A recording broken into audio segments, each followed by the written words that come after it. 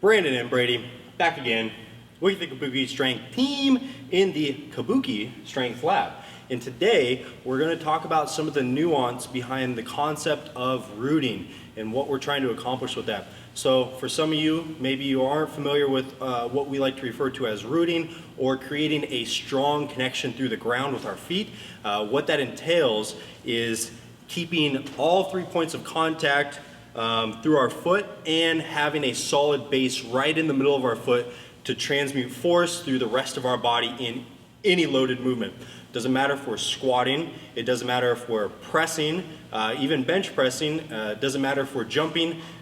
We need to get foot mechanics down in order for all of our upstream joints to function the way they should. So we often talk about how the foot grabs the ground or controls the ground, and we're not going to get into that too much today.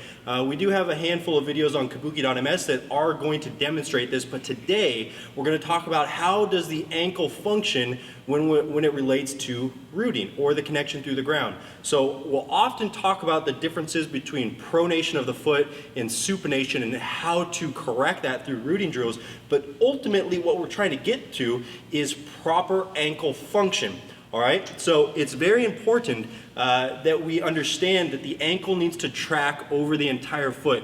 If we are lacking dorsiflexion, you might do a test where pretending Brady's the wall, we lean into the wall here to kind of test where our dorsiflexion is.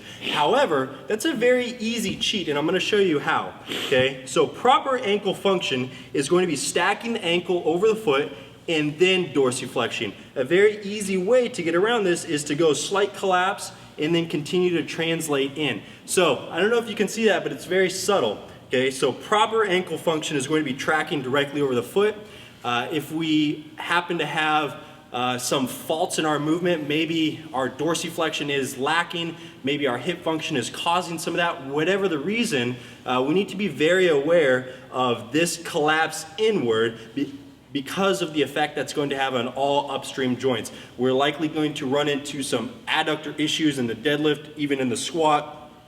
The glutes will seem like they're not doing their job as much as they should, when in reality, the biggest contributing factor is the actual ankle. So instead of cueing knees out, okay, we like to think about stacking the ankle specifically in the squat. Okay, so if we can stack the ankle over the foot, we notice that our knees go into the natural position where we might cue knees out, but our foot is also going to go into the perfect position. So if we only cue knees out, we might end up with some over-supination or other issues related to that. If we think about stacking the ankle in a squat though, everything's going to align from the foot all the way to the hip and up to the implement, which is going to be the barbell. Yes, and so the reason that we're talking about not just ankle position, but we actually tie it to rooting, is that activity through the foot is going to help create tension through the lower leg, even up into the adductors and your quads.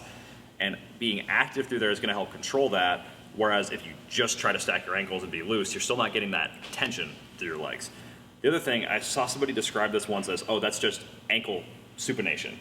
That's not only that, because there's plenty of people that squat rolled to the outsides of their feet, in which case better rooting for them would actually be more pronation and connecting that big toe to the floor. Yep, and some of you might be saying, oh, maybe I have that problem. What drills should I do to fix that? Well, you might not actually have to do any extra drills as much as you should just be paying attention to this during your warm-ups or other times of lesser load. So you might, in a squat workout, take one plate and really work on just stacking your ankle over your foot and making sure all of those points in your rooting are actually connecting through to the ground and that you have no faults. So it's not always about finding now a new dorsiflexion drill or a new this or new that. Just spend more time doing it correctly with lighter loads.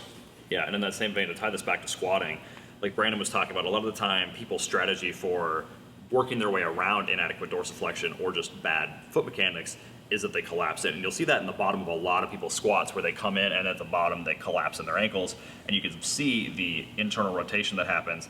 And then from there, your line of drive is much more likely to be down through your knees and not stacked over your foot. Yep. And a quick assessment for this, if you guys are still unsure, is just to go and squat barefoot. Notice how your body changes versus when you're wearing shoes. Whether for better or for worse, that's highly debatable, but squatting barefoot is going to force your body to use the proper mechanics, and you might start to notice that your ankles, if they were mobile before, maybe now they're not mobile because you can't actually pronate or you can't overly supinate in a barefoot squat. So give it a try, guys. Give that cue a shot. As with always, there's no bad cues. There's just other ones to think about if the one that you're using isn't getting to the correct end goal. So with that, yeah, one last little piece too is even if your ankles are flexible and you have plenty of dorsiflexion, you may have issues controlling that position, and that's what we tend to term as actual mobility, is having control over those positions. all right, Brady and Brandon,